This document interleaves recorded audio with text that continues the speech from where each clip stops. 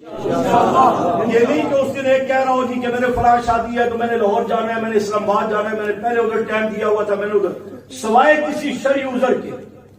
یہ چھوٹے موٹے گھر کے ضروری کام یہ نظریاتی لوگوں کے لیے ہوا کرتے کہ پہلے میں وہ کر لوں پھر یہ کروں گا۔ جب صحابہ کے غلام ہیں، حضرت صدیق اکبر کے وفادار ہیں،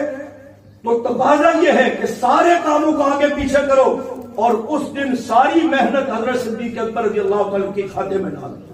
یہ محنت کریں گے انشاءاللہ، اور اپنے ساتھ کسی اور کو نہیں لانا کہیں گیدرنگ نہ بڑھ جائے۔ یہ ابھی بھی دیکھیں نا یہ پروگرام میں کتنے دن سے اس کی تشہیر ہو رہی ہوگی، اور کتنے دن 3 خطیب 3 مقرر بنائے ہوئے ہیں،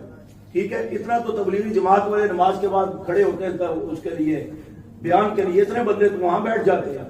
یہ کیا ہوتا ہے؟ اکیلے آنا ہے، کسی کو پتہ نہ لگے کہ کوئی میرے ساتھ نہ چلا ہے۔ آپ جتنے تشریف لائے وہ اللہ آپ کو ذائقہ خیر دے، اگر اپنے ساتھ نئے 2